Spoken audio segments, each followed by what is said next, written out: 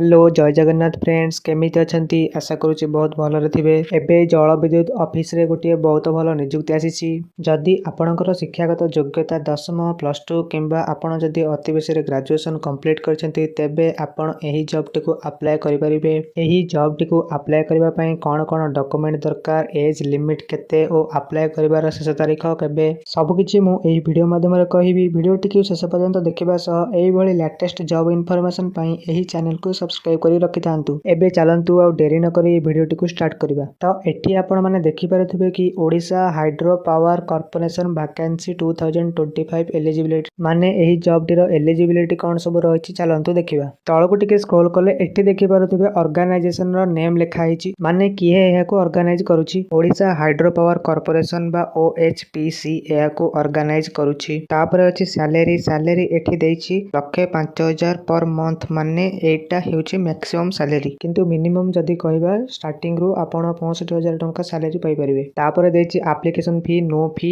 माने एहा को अप्लाई करबा पई आपन को कोनोसी पैसा लागिवो नहीं। तापर अछि सिलेक्शन प्रोसेस आपन को नॉर्मली इंटरव्यू माध्यम रे ही सिलेक्शन करा जिवो। तापर देछि एप्लीकेशन मोड आपन को रहबो ऑफलाइन। आपन किपरि एहा को ऑफलाइन ने अप्लाई करिवे ताहा मु एई वीडियो रे शेष रे कहबी। ए वीडियो टिकु शेष पर्यंत देखंतु।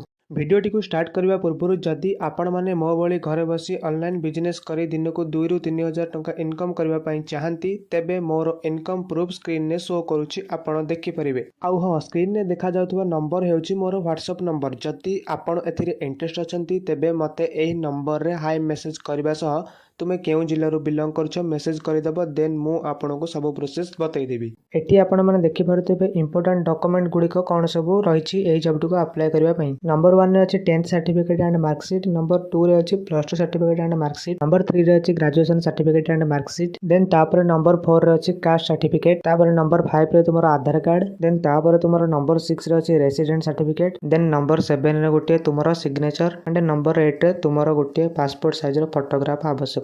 देन तापर तळको टिके स्क्रॉल करिबा।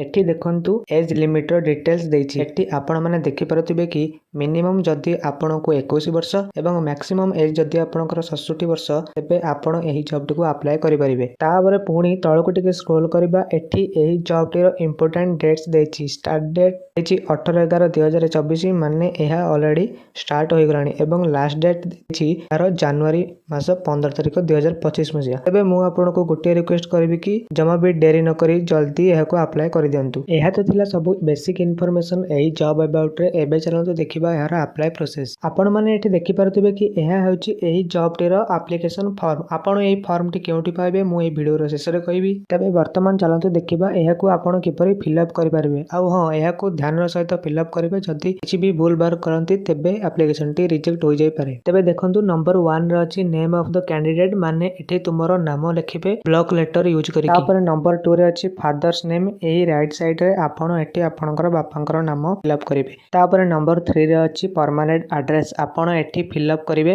तापर नंबर 5 रे अछि सॉरी एठी प्रिंटिंग मिस्टेक होई जायछि। देखंतु एठी आपण प्रेजेंट एड्रेस फिल अप करिवे। तापर नंबर 6 रे आपण आपणकर date of birth fill up करिवे। नंबर 7 रे आपण एठी एज फिल अप करिवे। तापर नंबर 8 रे मेल किबा फीमेल आपण एठी फिल अप करिवे। नंबर 9 रे नेशनलिटी आपण आपणकर फिल अप करि देबे। पुणी नंबर 10 रे आपणकर कास्ट सिलेक्ट करिवे। नंबर 11 रे आपण एठी रजिस्ट्रेशन नंबर फिल अप करिवे। तापर नंबर 12 रे देछि एजुकेशन क्वालिफिकेशन आपण एही तळे दिया जायतिबा टेबल अनुसार फिल अप करिवे। तापर नंबर 13 रे अछि एक्सपीरियंस इफ एनी आपण एठी यस किबा नो सिलेक्ट करि परिवे। तापर 14 नंबर रे देछि लिस्ट ऑफ डॉक्यूमेंट्स एनक्लोज्ड माने मु एही वीडियो रे जहा तुमको डॉक्यूमेंट कहिछि आपण एठी फिल अप करि देबे। तापर नंबर 15 रे अछि कांटेक्ट नंबर फिल अप करिवे। तापर 16 नंबर रे देछि आपण आपणकर ईमेल आईडी फिल अप करि देबे। तापर पुणी सभा तळे आपण जेउ दिन एप्लीकेशन को डिपॉजिट करूछंती सेही डेट को लिखिबे एवं राइट साइड रे आपण आपणकर गुटे सिग्नेचर मारि देबे। तापर एही एप्लीकेशन रो पूरा फ्रंट रो राइट साइड रे एही बॉक्स मध्ये रे आपण आपणकर रिसेंट पासपोर्ट साइज फोटो लगाई देबे। तबे एबे चलंतु जानिबा आपण एही फॉर्म टको केउठु पाइबे ओ एहा को फिल अप करी आपण केउठी डिपॉजिट करिवे। देखंतु एही फॉर्म रो लिंक मु मो वीडियो रो डिस्क्रिप्शन रे देछि ओ ଏହାର ଅଫିସିଆଲ ୱେବସାଇଟ୍ର ଲିଙ୍କ୍ ମଧ୍ୟ ମୋର ଡିସ୍କ୍ରିପ୍ସନରେ ଅଛି, ଆପଣ ଚେକ୍ଆଉଟ୍ କରିପାରିବେ। ତାପରେ ଏହି ପିଡିଏଫ୍ଟିକୁ ଡାଉନଲୋଡ୍ କରି ଆପଣ ଏହାର ପ୍ରିଣ୍ଟ ଆଉଟ୍ ବାହାର କରିନେବେ। ତାପରେ ଏହାକୁ ନିର୍ଭୁଲ ଭାବରେ ଫିଲ୍ଅପ୍ କରିକି ସ୍କ୍ରିନରେ ଶୋ କରୁଥିବା ଆଡ୍ରେସରେ ଆପଣ ଡିପୋଜିଟ୍ କରିଦେବେ। ଆପଣଙ୍କର ପୋଷ୍ଟିଂ ମଧ୍ୟ ସେଇଠାରେ ହିଁ ହେବ। ଭିଡ଼ିଓଟି ତ ବର୍ତ୍ତମାନ ଶେଷ ହୋଇଯାଇଛି। ଯଦି କିଛି ଡାଉଟ୍ ରହିଛି ଆପଣ ମୋତେ କମେଣ୍ଟରେ ପଚାରି ପାରିବେ। ଆଉ ହଁ, ଆପଣ କେଉଁ ଜିଲ୍ଲାରୁ ବିଲଙ୍ଗ କରୁଛନ୍ତି ମୋତେ ମେସେଜ କରନ୍ତୁ। ଯଦି ସେହି ଜିଲ୍ଲାରେ କିଛି ଭ୍ୟାକେନ୍ସି ଥାଏ ତେବେ ମୁଁ ନେକ୍ସଟ ଭିଡ଼ିଓରେ କହିବି। ତେବେ ଆଜି ପାଇଁ ଏତିକି, ରହିଲି। ଧନ୍ୟବାଦ। ଜୟ ଜଗନ୍ନାଥ।